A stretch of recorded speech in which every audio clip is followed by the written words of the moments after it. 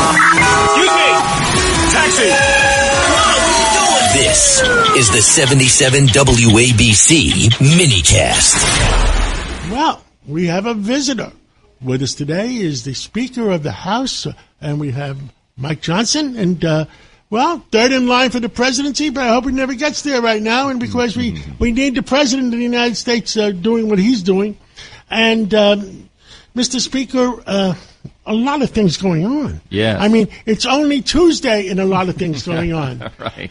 Give us an update of what the heck is going on. Well, there's a lot going on everywhere. The president is the Energizer Bunny. He never stops. So he works around the clock, as you know, and does some of his best work late at night. So I have to try to keep those hours as well. And we've got a lot on our plate right now. But I tell you what, we're headed into a very important, very historic midterm election.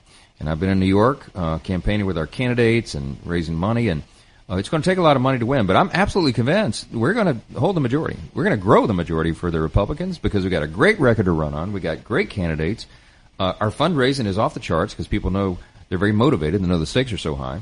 We got to give the president 4 years to fix this mess and not just 2. And if we lost the midterm this fall, you know what would happen. It'd be total chaos. It'll be total chaos, and they'll be looking for him. They'll go after his kids. They'll go after him. I mean, on January 1, when the new Congress takes over, we're going to have pure chaos. I think they would impeach him in the first week of Congress if the Democrats were in charge of the House. But worse than that, to your point, I think they'd turn every committee of Congress into an investigative body to go after his family and his cabinet and his friends and lots of New Yorkers and everybody else. We just can't allow that to happen because it would also roil the markets. It would be bad for the economy. Everything would be a mess.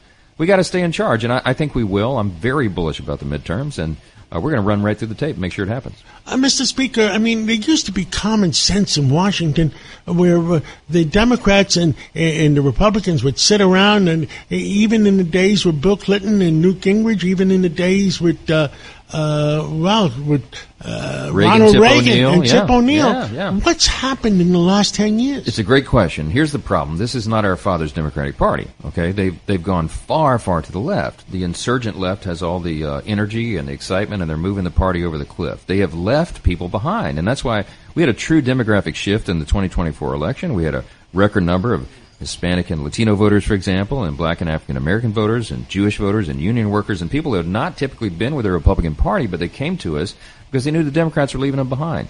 And they're going further and further left, John. You know that. They're not bringing it back to the center. They're going further and further left. Why did the Democratic Party allow the Democratic Socialist Party to overrule them? I think it snuck up on them. I think you had a couple generations of not education, but indoctrination and university campuses, and they tried to espouse the merits of socialism and Marxism, and a lot of young people bought into that. And now you see the harsh reality of what that means. I mean, look at the mayor. He ran on this platform that we just give free things to everybody endlessly. That's not how it works. That's not reality. And so now he's talking about jacking taxes up through the roof. You're going to lose a lot of population. You're going to lose the people that pay the taxes, and that becomes a disastrous kind of cycle. So, look, this election is going to be very simply. This is not a contract with America election cycle. This is a contrast for America, and it's a contrast between the Republican Party, common sense, and the Democratic Party, which is increasingly crazy. It's common sense versus crazy, and that's exactly it's at issue, and that's what's going to be on the ballot this fall. See, I'm older than you. It used to be in the Superman comics. Superman was the hero.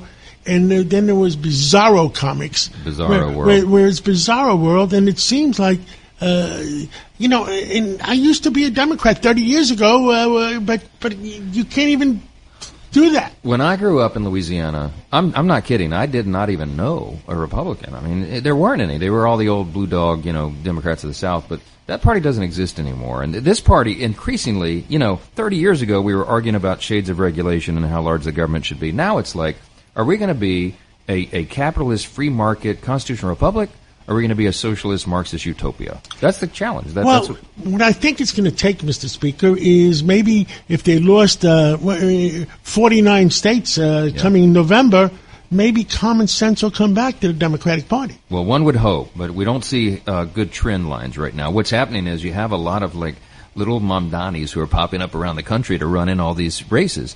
They all want to do what he did here. And that's a terrible thing for the future of the country and the Democratic Party.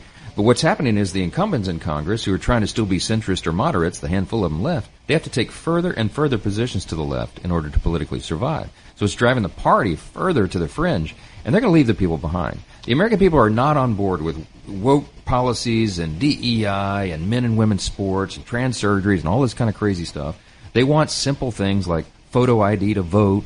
You know, we're on the right side of all the 90-10 public opinion polls, 80-20 issues, all on the Republican side of common sense. And the Democrats increasingly are taking crazy positions. Right now, they have the Department of Homeland Security shut down. The Department of Homeland Security.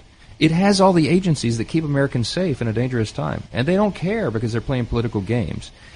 People are not on board with that, and they're hurting real Americans. Do you feel, I mean, you travel to almost every state, and do you feel the American people, the independents, the common sense Democrats, are they realizing what is going on? They absolutely do, and if you look at the polling, it's very encouraging for us. Quinnipiac had a poll that CNN did a big story on last week, and the lead-in for that segment on CNN was, the Democrats are lower than the Dead Sea. Their public opinion polling right now is they're negative 55% net favorability. Democrats in Congress with the people.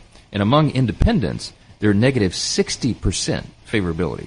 People are not buying what they're selling. And that's why they don't have a clear leader. They don't have a clear platform or policy. They're all about hating Trump, opposing Trump. Well, not exactly a great platform to run on when you're trying to solve problems. So we, on the other hand, have an extraordinary record to run on. The big, beautiful bill, the working families tax cut. People are feeling the positive effects of that right now.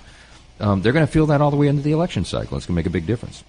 Mr. Speaker, thank you for everything you do, and I hope the common sense people, whether they're common sense Democrats or common sense independents, that they all realize that we're on the wrong track if they follow the Democratic Party right now. My friend, I'm so grateful for your voice, for WABC. We live in the greatest nation in the history of the world. We're celebrating 250 years of this extraordinary experiment in self-governance. It is up to us to maintain it and keep it. And common sense has to prevail, and I believe it will. Well, Mr. Speaker, I hope you have a great Easter this weekend. I hope we can go to church. We all pray that the United States of America will be great. And that the president, I've told the president last week when I saw him, was with him last Thursday, that the free world will not be free without him. That's right. I talked to him 30 minutes ago, and I've told him basically the same thing. It's leadership that makes a difference, and he's brought that back. So we're grateful. Thank you so much, and let's catch up again real soon. We'll do it.